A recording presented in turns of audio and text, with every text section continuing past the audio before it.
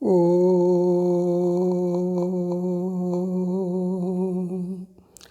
नमो भगवते वासुदेवाय.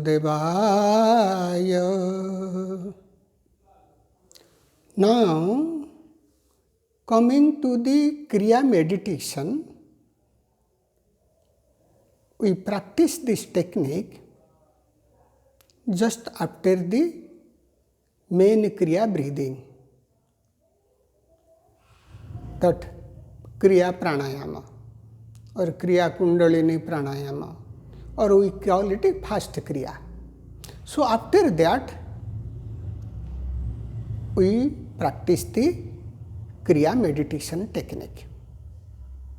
What happens when a practitioner practices for a longer period?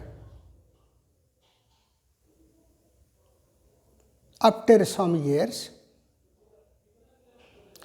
simply during the Kriya practice, when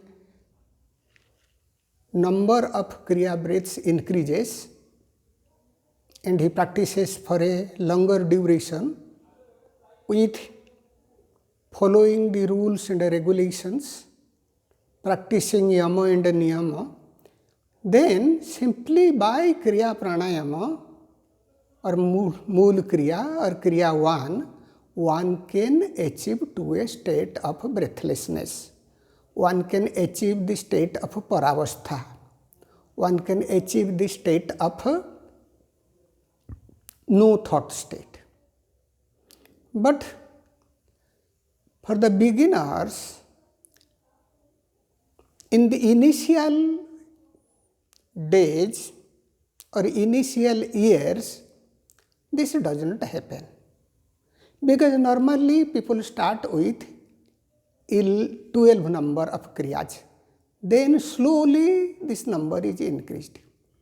Then at that time, after the Kriya 1 or Mool Kriya, this Kriya meditation is done. This is very simple.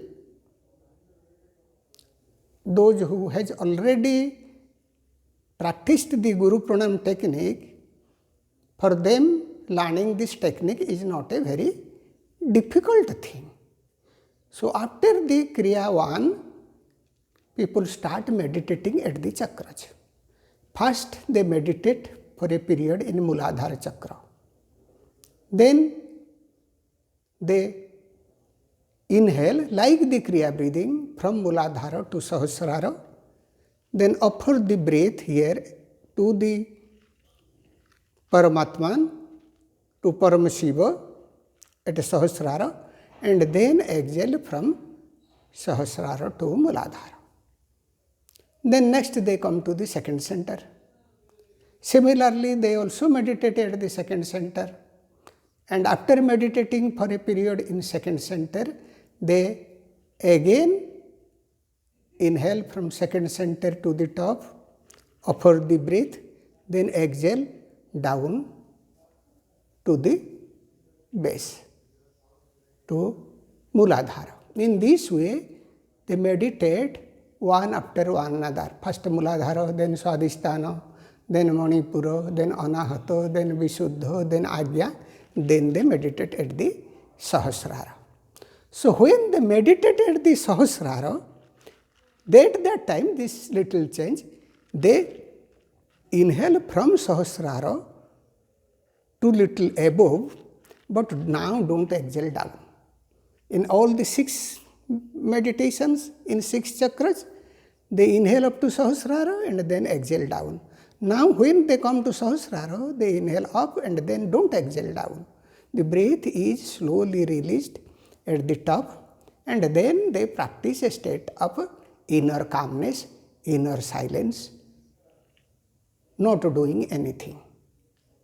A complete inertness, a complete emptiness called Paravastha. So this is how people practice the Kriya meditation. Now, while meditating at the chakras, starting from Mooladhara to Sahasrara, depending on the state of the practitioner, different experiences may come. One should not imagine the experiences. Different experiences, how it will come? It may come in the form of sound, divine inner sound, or it may come in the form of divine inner light, or it may come in the form of sensation, vibration in that chakra. So whenever these experiences manifest, if sound manifests, the practitioner meditates on the sound. If it manifests, no need to imagine. Some people are teaching imagination. No, that is not the correct way. Not the correct way means in our tradition. I don't want to comment on the other tradition. So, if sound manifests, then meditate on sound. If light manifests, then meditate on light. If sensation or vibration manifests in the chakra, then meditate on that, in that chakra. In the beginning, there is no manifestation for most of the practitioners, neither light nor sound nor vibration, because that happens as a result of your long practice. Some people have their practices from the previous life, so in the beginning it can manifest, but for most of the people, most of the practitioners, this does not manifest in the beginning. So what they can do? They can simply watch their natural breath at that point of chakra. In this way, we practice the Kriya meditation technique.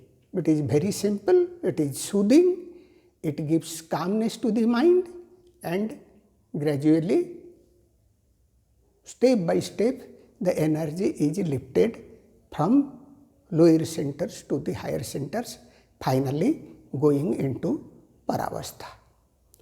Om Shanti, Shanti, Shanti.